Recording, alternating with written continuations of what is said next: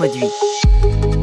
Tout était à inventer et ils l'ont fait. Pour l'architecte Viollet-le-Duc et ses comparses, c'est une aventure extraordinaire, celle de la restauration de bâtiments somptueux, longtemps méprisés dans ce 19e siècle, qui revisite son passé. La basilique de Vézelay, les remparts de Carcassonne, mais aussi la cathédrale d'Amiens ou encore le château de Pierrefonds et bien sûr Notre-Dame revisitée. Mais quelle flèche ce Viollet-le-Duc. Bien, bonjour Nicolas Reveron. Bonjour. Nous parlons de l'architecture, alors architecture médiévale, mais faut déjà le dire tout de suite, il n'est pas possible de comprendre aujourd'hui ces bâtiments venus du Moyen-Âge sans prendre en compte ce filtre du 19e siècle. Ce qui s'est passé au 19e siècle, la plupart des bâtiments ont été revisités.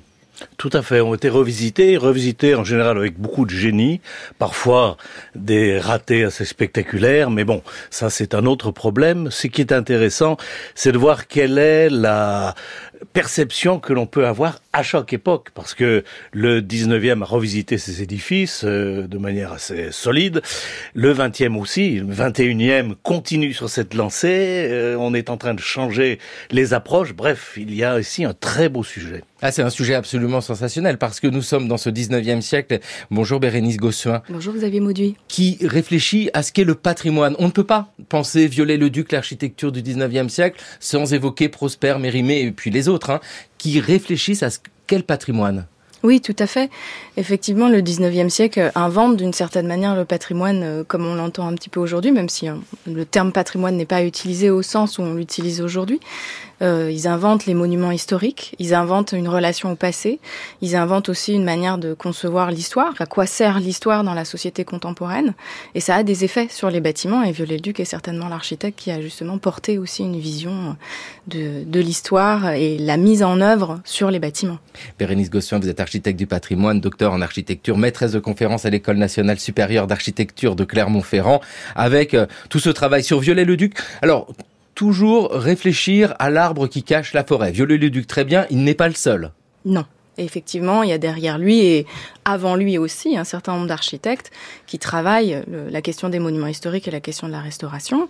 Et d'ailleurs, Viollet-le-Duc, il se définit comme un architecte d'une nouvelle génération aussi de restaurateurs. Et évidemment, comme on parlait de Notre-Dame de Paris, Jean-Baptiste Lassus fait partie aussi de ceux qui sont peut-être un peu moins connus, maintenant un petit peu plus, parce qu'on en a beaucoup parlé ces dernières années.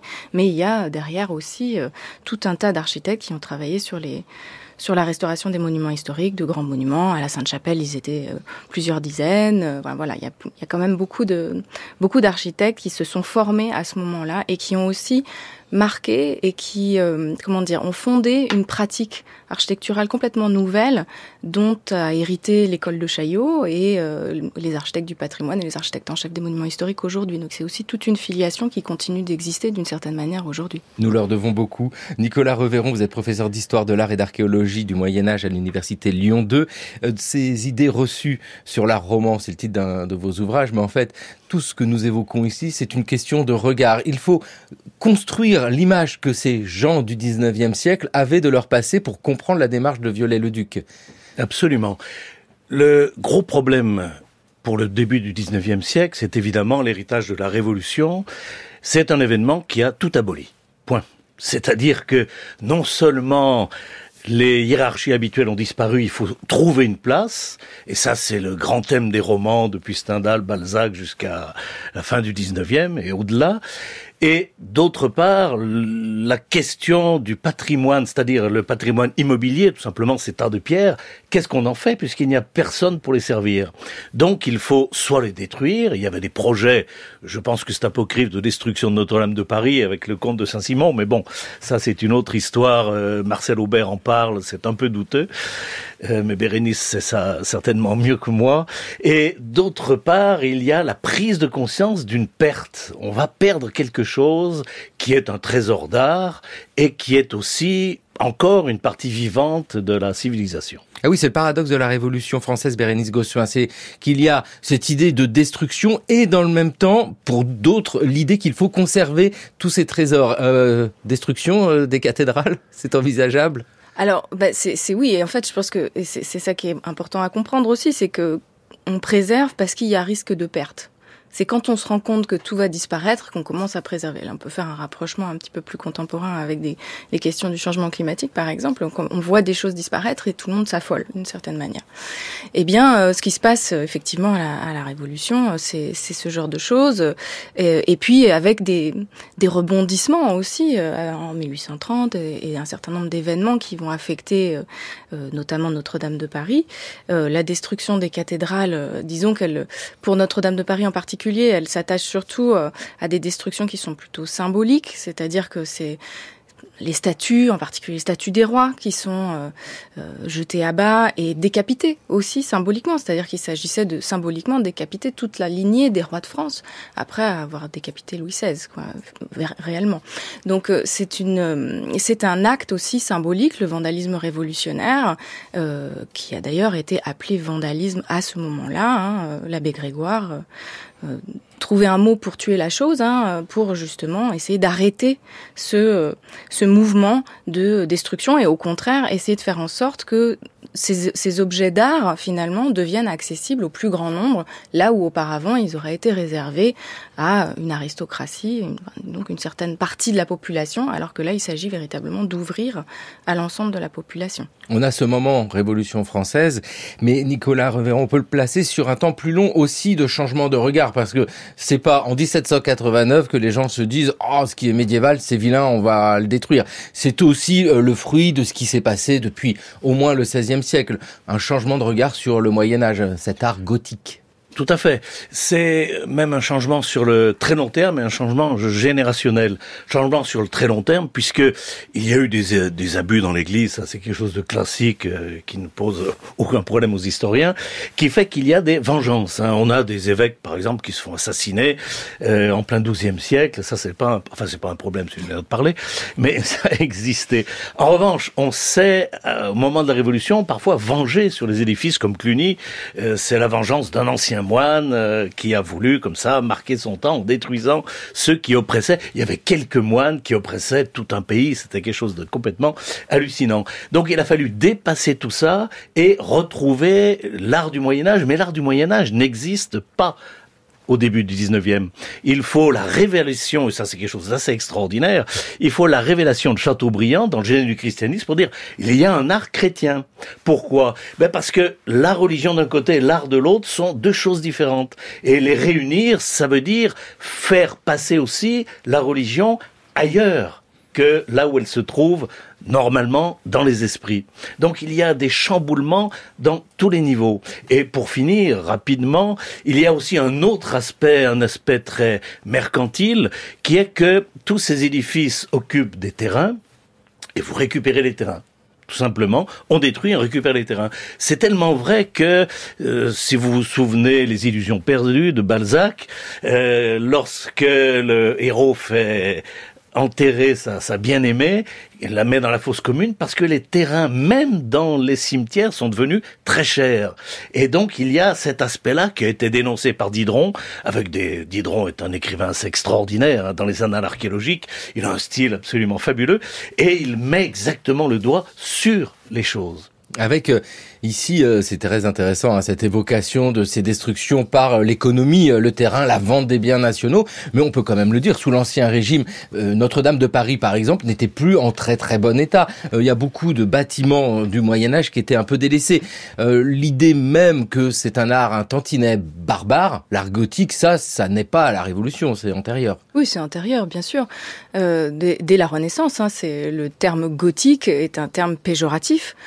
C'est un terme qui a été forgé par les architectes de la Renaissance en Italie, cherchant à fonder une nouvelle esthétique, justement, architecturale, une nouvelle manière de concevoir l'architecture, avec une référence qui est celle de l'Antiquité. Or, cette architecture qu'on appelle l'architecture gothique est celle qui s'est le plus éloignée, finalement, des canons de l'Antiquité. Et donc, les architectes de la Renaissance, cherchant à révolutionner la manière de faire de l'architecture, qualifient cette période dans laquelle ils sont finalement de barbares, de gothiques, par référence au peuple goth, présumé destructeur, enfin en partie, de l'Empire romain. Donc de la grandeur de cette architecture de l'Antiquité. Et ces bâtiments venus du Moyen-Âge ne sont plus tellement en bon état. Certains sont complètement délaissés. Ah oui, c'est un beau roman. au XIXe siècle, lorsqu'il y avait la première partie, les 4 premiers arcs étaient gothiques et le reste en roman. Et nous devons à Viollet-le-Duc, qui a fait ici sa première, mais peut-être aussi la meilleure de toutes ses restaurations, d'avoir remis non plus du gothique partout, mais du roman, de façon que cette nef soit parfaitement homogène. Très beau travail encore qu'a fait Viollet-le-Duc, c'est qu'il a nettoyé entièrement l'église d'un badigeon qui la recouvrait. Et maintenant, vous pouvez apercevoir ce magnifique coloris de pierre qui donne à Vézelay ce ton chaud particulièrement beau.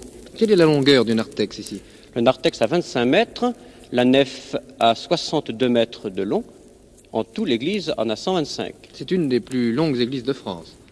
Ah oui, c'est une des plus longues églises de France, présentée par le révérend père Dominique, moine dominicain. Nous étions en 1953.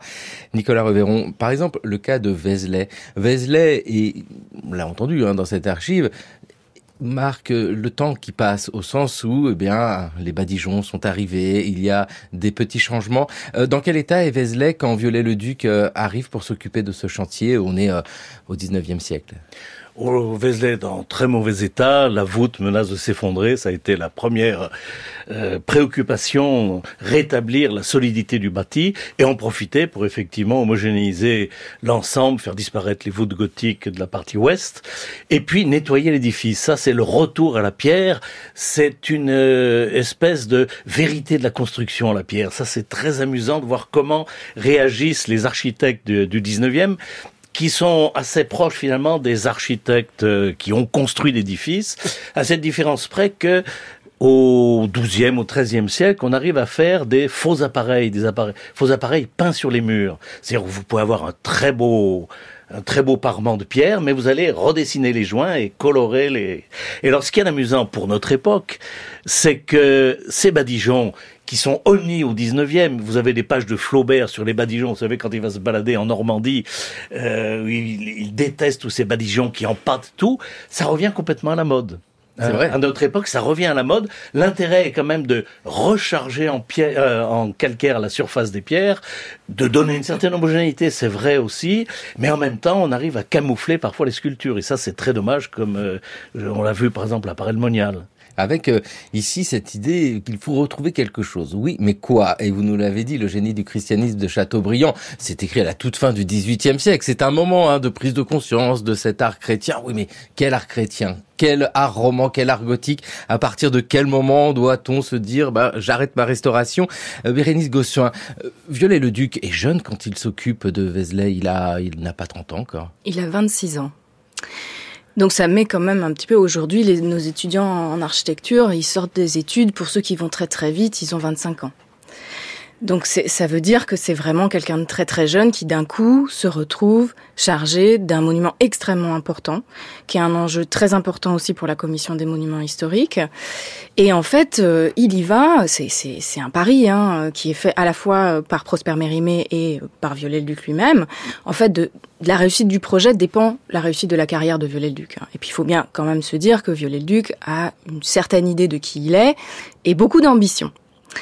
Et donc, cet édifice est d'abord proposé à 2 autres architectes plus expérimentés qui déclinent pour raison de santé ou parce que certains disent que c'est trop tard, il n'y a plus rien à faire.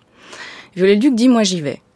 Et là arrive aussi tout le milieu familial de Viollet-le-Duc, c'est-à-dire que l'oncle de Viollet-le-Duc est un personnage très important dans sa vie, Étienne de l'Écluse, très proche de Prosper Mérimée, écrit aussi à Prosper Mérimée en disant « Si Eugène dit qu'il le fera, il le fera ». Et donc, là-dessus, Mérimée donne un peu son accord, et effectivement, il y a quand même toute une histoire de Viollet-le-Duc doit rendre des comptes tous les mois à la commission des monuments historiques pour s'assurer que tout va bien, et il fait ses preuves d'une certaine manière. Et oui, mais effectivement...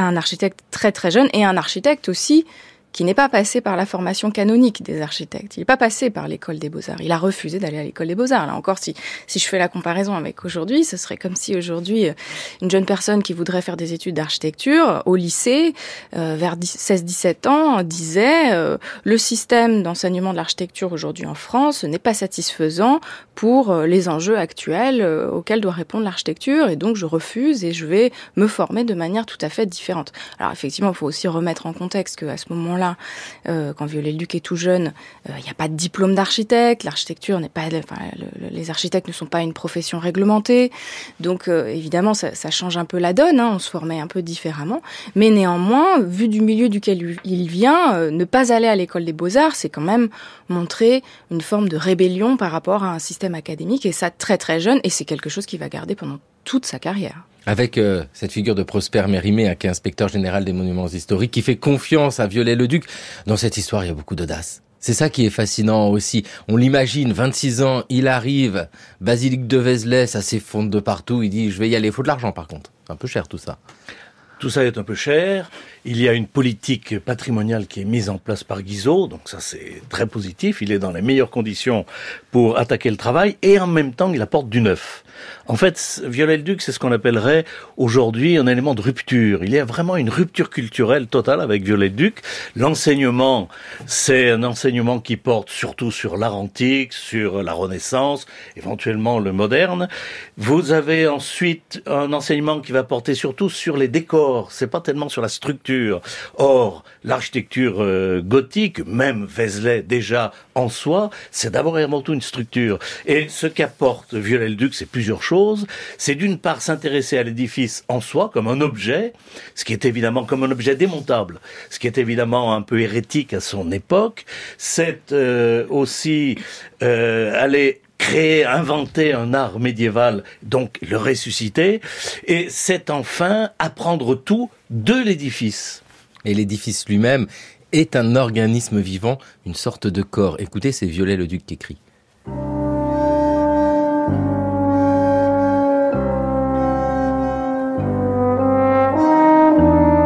De même que le corps humain porte sur le sol et se meut au moyen de 2 points d'appui simples, grêles, occupant le moins d'espace possible, se complique et se développe à mesure qu'il doit contenir un grand nombre d'organes importants, de même l'édifice gothique pose ses points d'appui d'après les données les plus simples, sorte de quillage dont la stabilité n'est maintenue que par la combinaison et les développements des parties supérieures.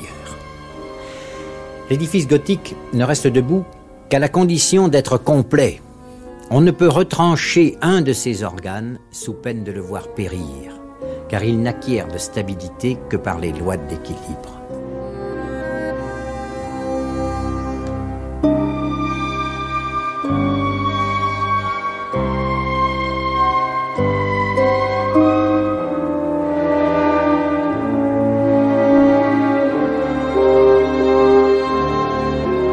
Dans son dictionnaire raisonné de l'architecture française, Viollet-le-Duc compare le bâtiment gothique, en l'occurrence, à un corps humain. C'est ça qui était vraiment intéressant, Bérénice Gossuin, dans la démarche de Viollet-le-Duc, c'est de comprendre déjà le bâtiment. Déjà le comprendre. C'est pas exactement. Rien. Et là-dessus, Viollet-le-Duc inaugure quelque chose dont on hérite aujourd'hui toujours quand on s'occupe de monuments historiques, c'est de regarder le bâtiment. D'abord, commencer par faire ce qu'on appelle un diagnostic, comme en médecine d'ailleurs. On regarde le bâtiment et on voit ce qu'il nous dit. On voit ce qu'il nous dit. Après, on va aussi dans les archives, on regarde un petit peu comment il a pu évoluer, on essaye de déduire, on regarde en fonction avec l'archéologie du bâti et les archives, comment on en est arrivé dans la situation dans laquelle on est au moment où on arrive sur le bâtiment. Et ça, Viollet-le-Duc, c'est vraiment quelque chose qu'il inaugure avec, encore une fois, il n'est pas seul, tout un groupe d'architectes qui travaillent sur ces questions-là. Et puis ensuite, effectivement, à partir, et c'est là où peut-être les choses divergent plus aujourd'hui de l'approche de Viollet-le-Duc, c'est-à-dire qu'après, lui propose de déduire un certain nombre de choses, même si on n'a pas vraiment la preuve que c'était là. Et c'est ça qui lui a été beaucoup reproché d'ailleurs, de son vivant, mais aussi et surtout dans la première moitié du XXe siècle. C'est-à-dire que, par exemple, à la salle synodale de Sens, qui est cette grande salle accolée à la cathédrale de Sens, il avait l'amorce, ce qu'il pense être l'amorce d'un banc qui tourne tout au long de cette grande salle. Et à partir de cette amorce, et c'est là que la dimension organique de Viollet-le-Duc, enfin de la pensée de Viollet-le-Duc est importante, c'est que à partir de cette amorce, il peut faire littéralement repousser le banc et le redessiner et le refaire courir sur toute la périphérie. Mais en fait, il n'a pas la preuve que le banc était bien sur toute la périphérie. Mais il s'autorise à le faire. Et c'est là qu'on voit aussi que Viollet-le-Duc, certes, est féru d'archéologie. Il a écrit ce dictionnaire raisonné qui est un monument d'archéologie. Mais c'est aussi un architecte. Donc c'est quelqu'un qui crée, c'est quelqu'un qui pense avec la matière et qui se permet parfois des interprétations qui peuvent être contestées par les archéologues, disons. Voilà, c'est ça, hein, c'est cet enjeu d'équilibre, parce que il faut être historien archéologue, mais architecte aussi, parce qu'il a un contrat, il faut finir le travail. Nicolas Reveron, c'est tout l'enjeu pour Viollet-le-Duc, hein, face à ces bâtiments. On en a cité quelques-uns, que ce soit à Sens, que ce soit à Vézelay, et on va encore en citer parce que vraiment la France entière a vu passer Viollet-le-Duc. C'est ça, c'est que faire et puis jusqu'où aller. C'est très difficile, sachant que, et on l'a dit, chaque bâtiment, au fil du temps, a été modifié. Donc qu'est-ce qu'on enlève et qu'est-ce qu'on garde ? Qu'est-ce qu'on garde? C'est la grande question qui est systématiquement posée. Diderot dit surtout on n'enlève rien, on ne touche à rien, il faut réparer, etc. Il y a des formules assez spectaculaires. En même temps, ça n'est pas forcément non plus l'idée de restaurer. Si vous allez rechercher dans les dictionnaires du XVIIe, je pense à Furetière, tout du moins dans son édition de 1724, vous voyez que restaurer, c'est remettre dans son bon état. Comme lorsqu'on va manger, on va se restaurer. Et ça veut dire le mettre à un niveau qu'il devrait avoir par rapport à la personne qui l'emploie. Lorsque on dit, c'est l'exemple qui est pris dans le dictionnaire de Furetière, Louis XIV restaure Saint-Germain, en fait, il l'augmente, il l'agrandit. D'accord ? Ah oui. Et c'est une vision totalement différente de la nôtre. Ouais, c'est pas du tout ça que nous, on conçoit par le mot restauration. Oui, je peux ajouter quelque chose. Effectivement, là, pour le coup, Viollet-le-Duc, il a une réponse à cette question, qu'est-ce qu'on garde ? C'est-à-dire qu'il met en place, et c'est dans son article Restauration du dictionnaire raisonné, il met en place une sorte de grille d'évaluation presque du bâtiment. C'est-à-dire que la condition pour garder quelque chose, et ensuite la condition dans la restauration d'ajouter quelque chose, c'est que ça améliore le bâtiment. Et ça, c'est très très important. Et c'est pour ça qu'il parle de ce fameux état complet qui peut n'avoir jamais existé. De cet état qui peut être anhistorique. Parce que il est historique dans le sens où il poursuit une sorte de ligne un peu asymptotique de l'histoire, qui est cette ligne du progrès. Et là, on voit que Viollet-le-Duc est complètement aussi pris dans la pensée de son temps, qui est cette pensée du progrès. Le bâtiment, même médiéval, doit continuer cette progression au fil du temps. Pour donner un exemple, prenons un bâtiment médiéval qui ne serait pas doté de système d'évacuation d'eau de pluie avec des gargouilles. Mettons qu'au XIIIe siècle, on ajoute des gargouilles. Viollet-le-Duc va considérer ça comme une amélioration. Donc il va la conserver, même si c'est pas l'état premier du bâtiment. En revanche, si, au début du XIXe siècle, aurait été ajouté des descentes d'eau de pluie, des tuyaux de fonte, ça, il va considérer que ça n'est pas une amélioration, qu'au contraire, ça contribue à dégrader le bâtiment, parce que la fonte, quand c'est mouillé, ça gèle, ça éclate, ça rouille, ça abîme la pierre, et donc, ça n'est pas considéré comme une amélioration, donc ça, il ne va pas le garder. Donc là, il met en place, il a sa réponse, en fait, à cette question, qui serait certainement pas la nôtre aujourd'hui, mais en tout cas, lui, il apporte sa réponse. Et c'est là aussi où ça fait débat, et effectivement, c'est, à mon avis, un débat insoluble et qui change, en fait, d'une époque à l'autre en fonction des référents qu'on peut avoir. Eh bien, nous reprenons tout de suite le dictionnaire raisonné de l'architecture française. Restaurer un édifice, ce n'est pas l'entretenir, le réparer ou le refaire. C'est le rétablir dans un état complet qui peut n'avoir jamais existé à un moment donné.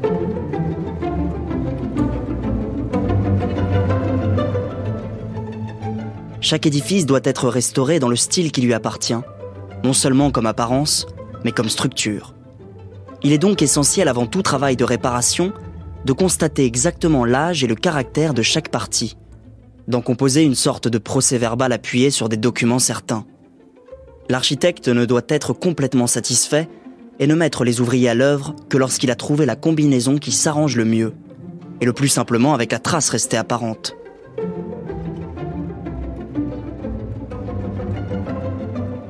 Décider d'une disposition a priori sans s'être entouré de tous les renseignements qui doivent la commander, c'est tomber dans l'hypothèse.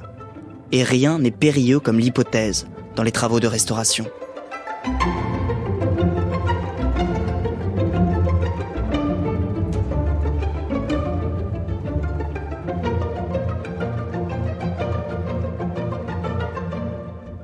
France Culture, le cours de l'histoire. Xavier Mauduit. La restauration selon Viollet-le-Duc, une relecture de Raphaël Laloum du dictionnaire raisonné de l'architecture française de Viollet-le-Duc, avec l'hypothèse qui est périlleuse, mais Nicolas Revéron, on pourrait dire que l'idée reçue, elle aussi, et je reprends le titre de votre ouvrage publié au Cavalier Bleu, elle aussi est périlleuse, parce que nous sommes pétris d'idées reçues, et Viollet-le-Duc l'est, avec les idées de son temps, le 19e siècle, sur le passé. Il y a chez lui cette démarche de savoir, architecte bien sûr, mais aussi, on peut le dire, historien, archéologue. C'est très important pour saisir sa démarche. Tout à fait. Il y a une recherche de vérité dans la restauration, une recherche de vérité qui pose un certain nombre de problèmes parce que on ne sait pas de quelle vérité il s'agit.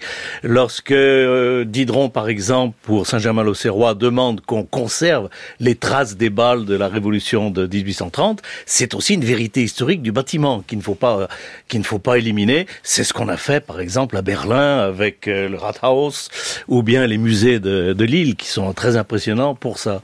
Mais en même temps, il y a cette volonté, et là on en arrive à la flèche, Bérénice a très bien décrit la pensée de Viollet-le-Duc, mais il y a aussi cette idée qui était déjà exprimée dans le Furetière, qu'il faut aller donner sa véritable place en augmentant quelque chose. Je pense que la flèche de Notre-Dame, et on en reparlera, c'est cette augmentation qui permet de redonner tout son honneur à la cathédrale. Ah ben là, faut en parler de cette flèche, parce Absolument. que pour Notre-Dame, faut souligner que le bâtiment était dans un sale état quand même. On a évoqué les destructions révolutionnaires, mais ça c'est plutôt symbolique. Il n'y a pas que ça. C'est le bâtiment, il était plus tellement entretenu. La flèche elle-même, la flèche médiévale, avait disparu. Et pour comprendre d'ailleurs dans quel état se trouvait Notre-Dame au moment où Viollet-le-Duc commence à s'en occuper, le mieux c'est de lire le roman Notre-Dame de Paris de Victor Hugo. Et si nous montons sur la cathédrale, sans nous arrêter à 1000 barbaries de tout genre, qu'a-t-on fait de ce charmant petit clocher qui s'appuyait sur le point d'intersection de la croisée et qui, non moins frêle et non moins hardi que sa voisine la flèche, détruite aussi de la Sainte-Chapelle, s'enfonçait dans le ciel plus avant que les tours, élancé, aigu, sonore, découpé à jour. Un architecte de bon goût, 1787, l'a amputé et a cru qu'il suffisait de masquer la plaie avec ce large emplâtre de plomb qui ressemble au couvercle d'une marmite.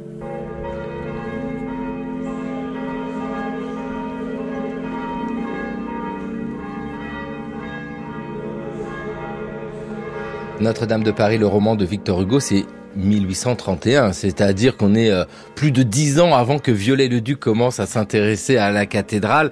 Et Victor Hugo évoque la disparition de la flèche remplacée par un emplâtre de plomb qui ressemble à un couvercle de marmite.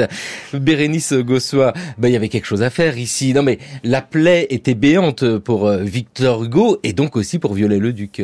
Oui. Et c'est très intéressant de relire ce texte qui a été écrit par Viollet-le-Duc et Jean-Baptiste Lassus au moment du concours qui est fait pour la restauration de Notre-Dame, ce concours qui est lancé en 1842 et auquel répondent Viollet-le-Duc et Lassus en 1843. Et dans ce texte, il s'agit déjà de se positionner en tant qu'architecte, parce qu'il s'agit d'un concours, donc il faut le gagner quand même. Et puis, justement, de revenir sur un peu tous les affronts qu'a subi la cathédrale pendant son histoire. Et il y en a plusieurs. Donc, il y a effectivement la Révolution française, avec les statuts des rois. Il y a cette perte de la flèche. Il y a aussi le travail d'un autre architecte qui fut architecte en chef de Notre-Dame de Paris, Soufflot, architecte du Panthéon également. Et Soufflot, dans leur texte, est quand même qualifié de la personne qui a le plus mutilé Notre-Dame Notre-Dame de Paris. Parce que c'est un architecte qui produit de l'architecture néoclassique et qui notamment construit cette sacristie qui pour eux est juste... une insulte à l'architecture gothique. Et aussi, il détruit le trumeau du portail central, le trumeau et le linteau, pour avoir cette porte qui permet de faire passer les dais de procession, donc pour des raisons d'utilité, finalement, d'usage de la cathédrale. Et donc, Viollet-le-Duc et Lassus reviennent sur ces différentes... ce qu'ils appellent ces mutilations de la cathédrale, qu'il s'agit en fait à travers leur restauration de réparer. C'est-à-dire qu'il y a vraiment dans leur texte ce positionnement en tant qu'architecte qui a été beaucoup repris d'ailleurs dernièrement, de dire que voilà, l'architecte doit s'effacer entièrement, oublier ses goûts, ses instincts, il ne doit pas créer, il doit se mettre au service d'une œuvre qui a déjà été créée par le passé. Et pour autant, quand on met vraiment en parallèle à la fois ce qu'ils disent dans ce texte et ce que finalement ils ont fait, on se dit peut-être qu'ils vont quand même beaucoup plus loin que ce qu'ils disent. Oui. Mais il y a quand même cette volonté de réparer les différents affronts qu'aurait subi la cathédrale auparavant. Et oui, parce que la première flèche, la flèche médiévale, était tombée parce qu'elle n'était plus en bon état. Enfin, elle avait dû être démontée parce que ça n'allait plus du tout. Dites-nous, Nicolas Reveron, cette posture d'architecte, en fait, qui s'efface, ça va à contre-courant de l'architecte qui se met en avant, comme on va pouvoir évoquer un Mansart, ces grands architectes. Là, l'idée de Viollet-le-Duc, c'est de s'effacer pour retrouver le bâtiment tel qu'il était, mais tout en étant très présent quand même. Oui, tout à fait. Je crois pas qu'il soit... Enfin, c'est quelqu'un, je pense, qui est très attaché aux édifices et notamment très attaché à Notre-Dame de Paris. Donc il y a une relation presque fusionnelle avec Notre-Dame, ce qui fait qu'il ne cherche pas à se mettre en avant, mais il est présent. C'est la fameuse statue de saint Thomas qui va regarder la flèche pour voir si elle tient bien, qui est un peu l'équivalent de celle de Lassus sur la flèche de la Sainte-Chapelle. Les deux chantiers se sont finis en même temps. Et vous avez... Et ce saint Thomas, c'est Viollet-le-Duc. C'est Viollet-le-Duc, tout à fait. Mais alors parfaitement reconnaissable. Dans le cas de la statue de Lassus, qui est encore présente donc sur la flèche de Notre-Dame, il a fallu, sur l'équerre que tient saint Thomas, marquer tout un texte en latin pour désigner Lassus comme l'architecte. Et ce qui est intéressant, c'est de voir que cette fusion passe par une connaissance intime et une connaissance aussi par le biais des fantômes qui viennent le visiter. C'est Viollet-le-Duc, vous le savez, qui va dialoguer avec Villard de Honnecourt. On a deux textes, 1859 et 1860, deux articles, où il est dans son bureau, quelqu'un lui tapote sur l'épaule avec un accent du nord de la France, et c'est Villard de Honnecourt qui vient discuter, lui expliquer comment interpréter ses dessins, etc. Le fameux album de Villard de Honnecourt qui a été édité par Lassus. Oui, parce que là, ça nous replonge avec un bonhomme du XIIIe siècle quand même, Villard de Honnecourt, qui apparaît auprès de Viollet-le-Duc. C'est la grande période du spiritisme, le 19e siècle. C'est cette période où l'on pense que tout est possible, les progrès vont tellement vite que tout est réalisable. Et Viollet-le-Duc est l'héritier de ça, lui et tous les autres. Parce que faut vraiment souligner, on dit Viollet-le-Duc, mais il n'est pas seul. Les progrès sont très rapides. Et n'évoquons que le chantier lui-même. Un chantier médiéval, ce n'est pas un chantier de Viollet-le-Duc. Il bénéficie des progrès de son temps. Et ça aussi, ça lui permet notamment de faire une flèche très rapidement. Cette flèche est construite. Enfin, c'est quelques mois.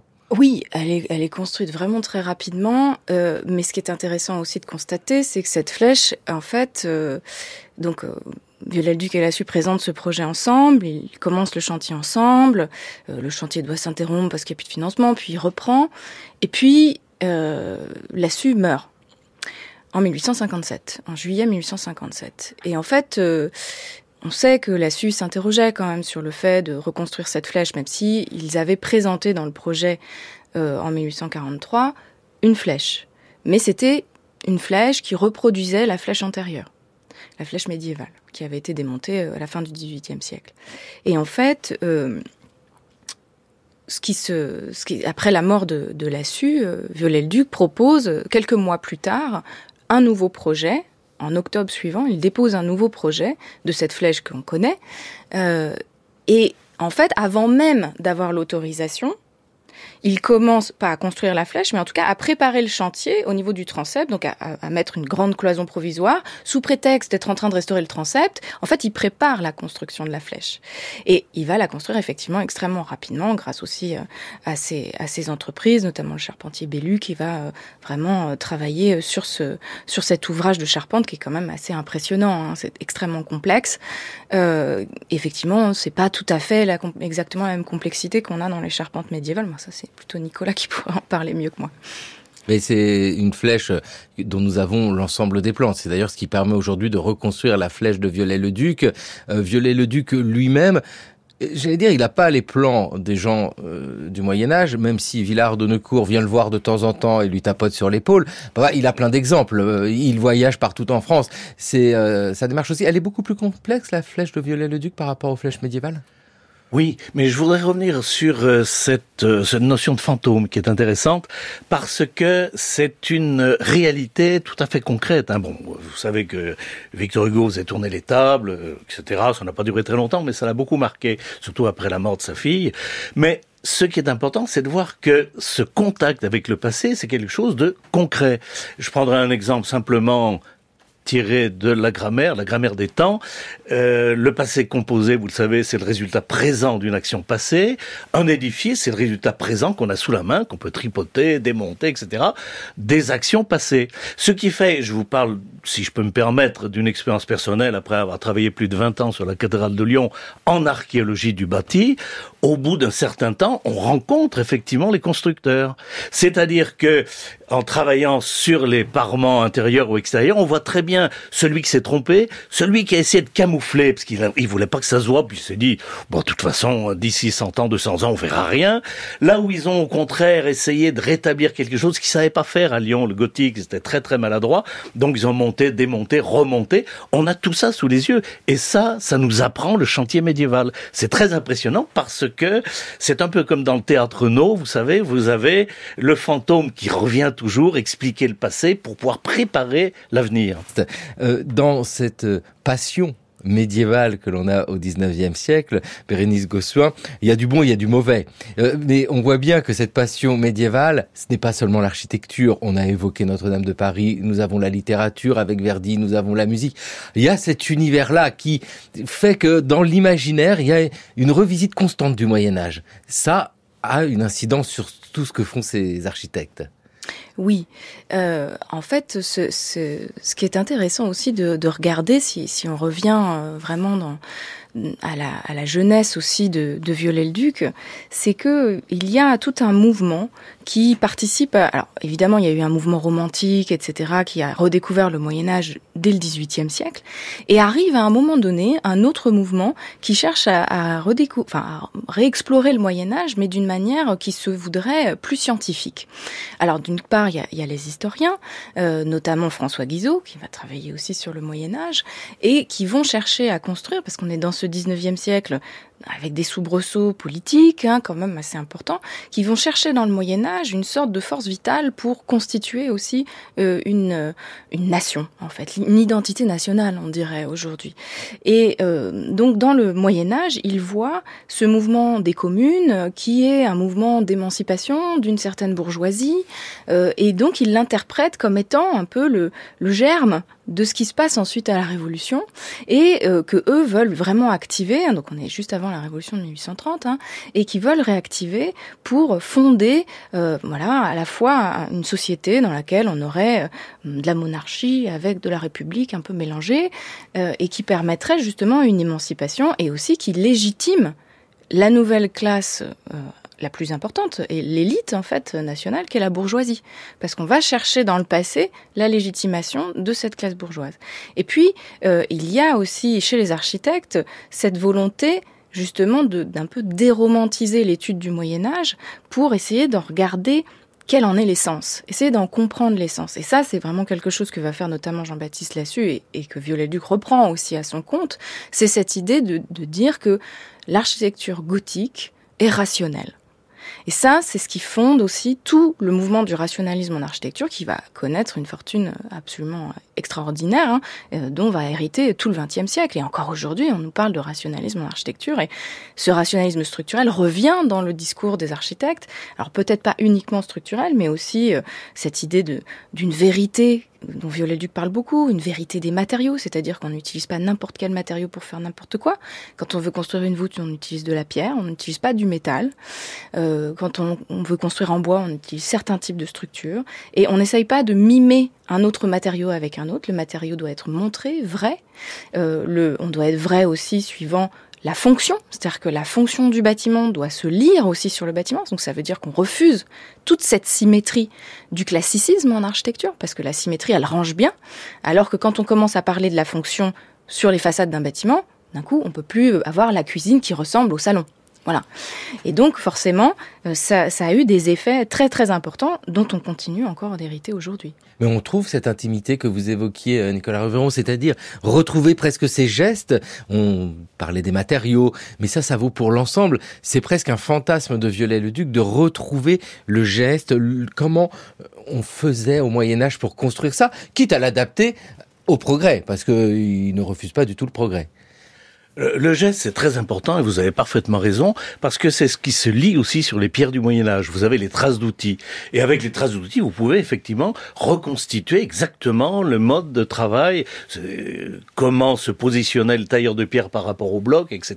Enfin, on peut multiplier les exemples. Vous avez une multiplicité d'outils pour arriver à réaliser les choses extrêmement fines, donc entre le 13e et le 15e, une évolution assez fantastique, mais ce qui est tout à fait fondamental, c'est que c'est la matière qui commande, comme disait Bérénice, tout à fait justement, la matière commande, donc on ne peut pas faire n'importe quoi avec n'importe quel matériau, et de ce fait, les gestes, depuis l'Antiquité jusqu'à notre époque, n'ont pas beaucoup changé, pas beaucoup évolué. La grande évolution, et je l'ai vu sur mes chantiers, c'est à la fin du siècle dernier, l'utilisation de scie pour aller scier les blocs, etc., qu'on va reparmenter ensuite pour leur donner une certaine allure ancienne. Mais les choses sont finalement très stables. Et quand on peut restituer un chantier dans toute sa vitalité, vous avez un très beau travail d'Arnaud Timbert sur le chantier de Pierrefonds, vous voyez comment les choses se déroulent, la position des travailleurs sur le chantier par rapport au chef d'atelier, par rapport à l'architecte, par rapport aux visiteurs. Il y avait beaucoup de visiteurs sur Pierrefonds, l'empereur et aussi les grands invités internationaux. Bref, c'est quelque chose d'extraordinaire vivant, mais qui est pratiquement la même chose que ce qu'on pouvait avoir au Moyen-Âge. Ah bah, sous Napoléon III, oui, c'est sûr que Viollet-le-Duc s'amuse à Pierrefonds. Non mais Pierrefonds, c'est dans l'Oise, ce château qui existait déjà. Il y avait ces ruines sensationnelles. Non mais là, Viollet-le-Duc, il pousse un peu les choses au plus loin. Il fait le château idéal tel que l'auraient imaginé, selon lui, les constructeurs du 19e siècle, du Moyen-Âge. C'est bien ça, hein. Il est fou, ce château. Oui. Mais il tente, hein. On voit bien, à Pierrefonds, c'est tout à inventer. Oui, effectivement. Et Pierrefonds, c'est aussi alors, on dit souvent que c'est un peu un cas particulier dans la carrière de Viollet-le-Duc, et c'est assez vrai finalement, parce que c'est une commande de l'empereur et de l'impératrice pour une demeure à eux, donc plutôt privée. C'est financé sur l'argent personnel du couple impérial. Et Pierrefonds est en ruine. Mais vraiment en ruine. C'est-à-dire que Pierrefonds a été détruit à la mine sous Louis XIII, pour détruire cette forteresse qui avait été prise par les Anglais plusieurs fois, donc ça se retournait contre la France, etc., etc. Et d'abord, son premier projet, et c'est très singulier dans l'œuvre de Viollet-le-Duc, c'est qu'il conserve une partie de la ruine. C'est-à-dire qu'il décide de reconstruire certaines parties du château pour le rendre habitable, mais de conserver certaines parties en ruine. Et ça, c'est quelque chose de très singulier dans l'œuvre de Viollet-le-Duc. Pourquoi ? Parce que, en fait, quand on examine toute l'œuvre de Viollet-le-Duc, dans ses projets, dans ses écrits, et en particulier aussi dans le dictionnaire raisonné de l'architecture, on sent chez Viollet-le-Duc une sorte de refus de la ruine. La ruine, c'est pas du tout, lui, il en a pas forcément une image pittoresque, etc. La ruine, c'est ce qu'il faut reconstruire. Donc là, c'est très singulier de voir que il accepte finalement, c'est tellement énorme, il accepte qu'une partie soit en ruine, et il dit que ça sera très joli, très pittoresque d'avoir cette partie en ruine. Mais finalement, il va tout reconstruire, aussi à la demande de Napoléon III, qui n'a pas nécessairement très envie d'avoir un château partiellement en ruine. Et ce qui est très intéressant justement à Pierrefonds, c'est que il a une approche, Viollet-le-Duc, qui est à la fois archéologique, parce qu'il y a une vraie lisibilité de ses interventions. Il faut avoir le regard un peu aiguisé, mais dès qu'on commence à regarder un peu précisément, on se rend compte de ce qu'il a fait. Et puis, il y a aussi une dimension très créative, avec une interprétation, c'est ce que je disais aussi tout à l'heure sur Sens, une interprétation des restes pour essayer de les faire repousser. Vraiment cette dimension très organique, c'est comme un arbre dont on aurait coupé une branche et on serait en capacité de faire repousser. Lui, il arrive à faire ça avec l'architecture, ce qui est quand même assez fou finalement quand on y pense.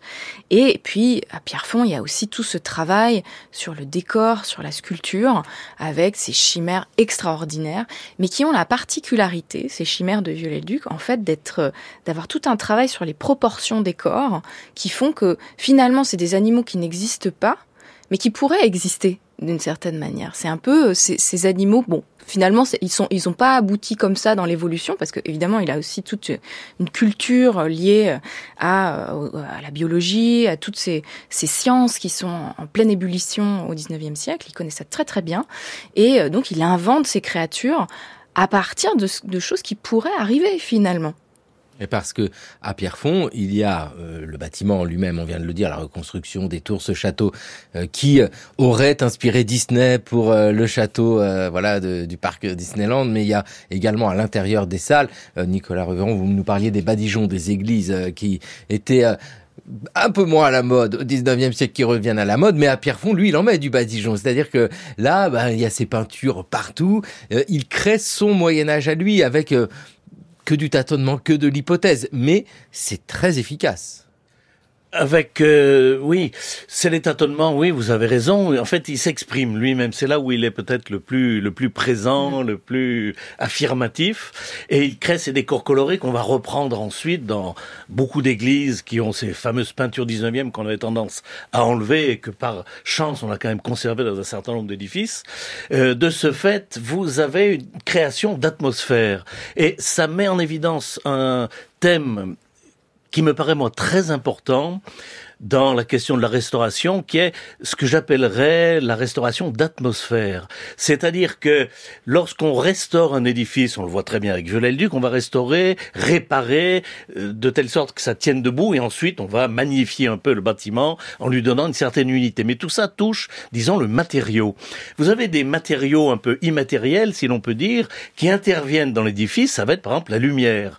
La lumière, c'est quelque chose qui est prise en compte par les architectes du Moyen-Âge, qui vont créer de véritables effets de lumière, lumière puissance et en même temps lumière colorée, parce que c'est un tout, et cette lumière-là, elle va être ensuite déclinée à l'intérieur. Ça va être le cas au XVIIe siècle avec les enduits gris que l'on met sur les murs. C'est le renouveau du XVIIIe où on blanchit. On a besoin au contraire de quelque chose de très clair.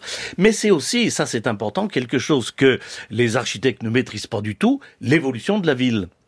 Quand vous avez une cathédrale, prenez la fameuse miniature de Fouquet, Notre-Dame sort complètement des toitures. Alors Notre-Dame n'a pas trop souffert dans son éclairage naturel parce que du côté sud, qui est le plus éclairé, du côté est qui reçoit le soleil levant, du côté ouest avec la grande place, tout est libre.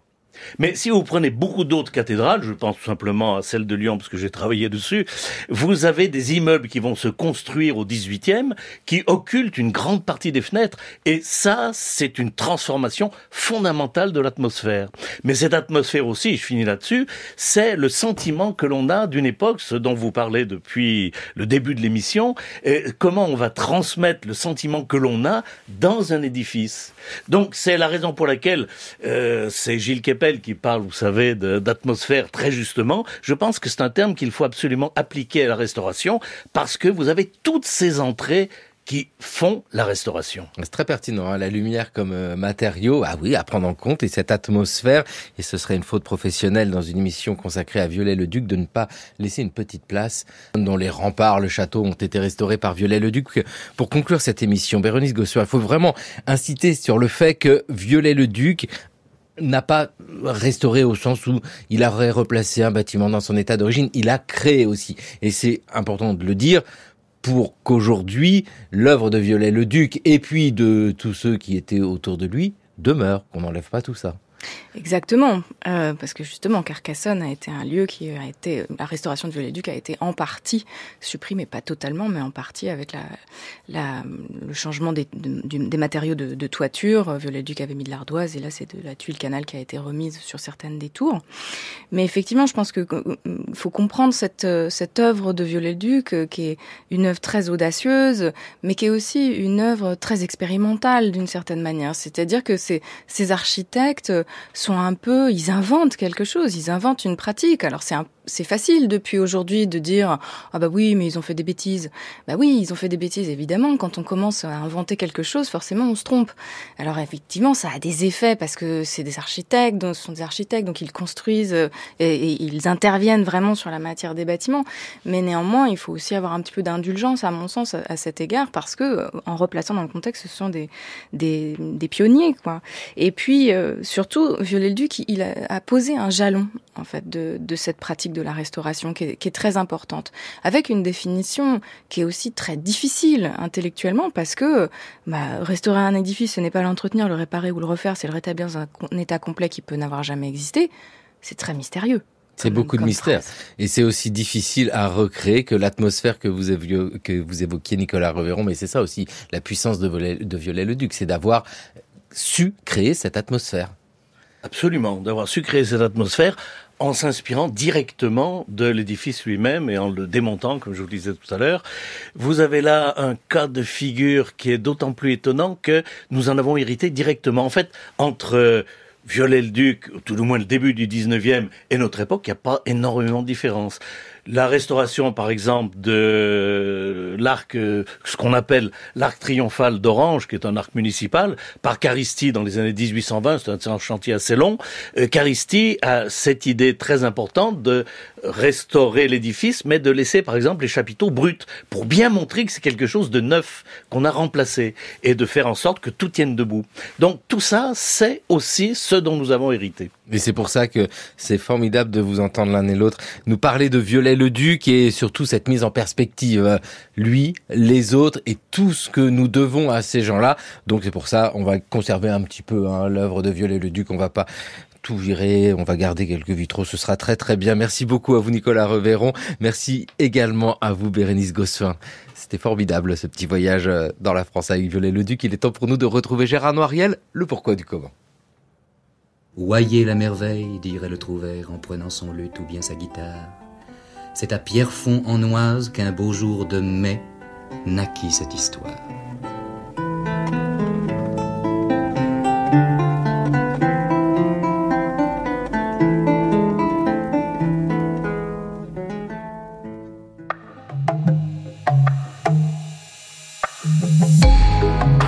Comment devenait-on un bon guide de montagne à la Belle Époque ? L'organisation du marché des guides de montagne a débuté en 1823 à Chamonix, à une époque où la Savoie était encore rattachée au royaume de Sardaigne. Considérant que des guides inaptes compromettent grandement la sûreté des voyageurs et causent à la vallée et à la province des pertes incalculables, les pouvoirs publics entreprirent alors de circonscrire strictement l'espace professionnel des guides de Chamonix. Il fut décidé qu'ils seraient désormais sélectionnés et rassemblés au sein d'une compagnie définie par son excellence professionnelle. En contrepartie, les autorités offrirent aux guides locaux patentés le monopole de cette activité. À la fin du XIXe siècle, avec le développement des loisirs, d'autres massifs proposèrent des ascensions, ce qui permit à de nouvelles sociétés alpines de se former dans les Alpes françaises. Toutefois, alors qu'à Chamonix, l'institutionnalisation du monde des guides avait été impulsée par les pouvoirs publics, ce sont les alpinistes eux-mêmes, c'est-à-dire les clients des guides, qui prirent l'initiative. Ils créèrent des associations comme le Club alpin français, fondé en 1874, qui est devenu aujourd'hui une fédération comptant plus de 100 000 licenciés. Le brutal développement de cette activité touristique confronta ces sociétés à la pénurie de guides. dans un contexte où les journaux avides de faits divers accordaient une importance croissante aux accidents. Les sociétés alpines durent alors répondre à la demande de sécurité, en faisant en sorte que les alpinistes aient confiance dans leurs guides. La solution qui fut privilégiée fut d'associer les clients à la définition du bon guide. Des publications, comme l'annuaire du Club alpin français, créèrent des rubriques permettant aux alpinistes de donner leur avis sur la compétence de leur guide. En s'appuyant sur ces commentaires, les sociétés alpines ont progressivement institutionnalisé le marché des guides en créant un label de guide breveté, une hiérarchie par grade et des distinctions honorifiques. Les guides ont été dotés d'un livret contenant, outre le règlement et le tarif auquel ils étaient soumis, la liste des ascensions qu'ils avaient effectuées et les observations de leurs clients. Mais les témoignages d'alpinistes de cette époque montrent qu'ils se sentaient parfois gênés de juger ainsi les employés des sociétés alpines. À la fin de la journée, écrit l'un d'entre eux, le guide vous tend son livret. Invariablement, que l'on ait été content ou non, on se croira obligé de faire son éloge en quelques lignes. Dans tous les cas, on se gardera bien de dire la vérité. On a peur de faire du tort à un pauvre diable. On voit ici le trouble qu'a provoqué une innovation qui s'est beaucoup développée au cours de la période récente. Elle consiste à donner aux consommateurs un pouvoir direct sur les travailleurs, en leur demandant de remplir des questionnaires de satisfaction. Aujourd'hui encore, celles et ceux qui ne veulent pas être complices de cette forme de domination ont tendance à réagir comme l'alpiniste que je viens de citer, en refusant de répondre à ces questionnaires pour ne pas faire de tort aux pauvres diables qui risquent de perdre leur emploi. Merci Gérard Noiriel. C'était le cours de l'histoire sur France Culture, une émission préparée par Anne Toscan-Viudet, Jeanne Delecroix, Jeanne Copper, Raphaël Laloum et Maïwen Guizhou. Le cours de l'histoire est à écouter, à podcaster. Cette émission et toutes les précédentes sur notre site franceculture.fr et l'appli Radio France.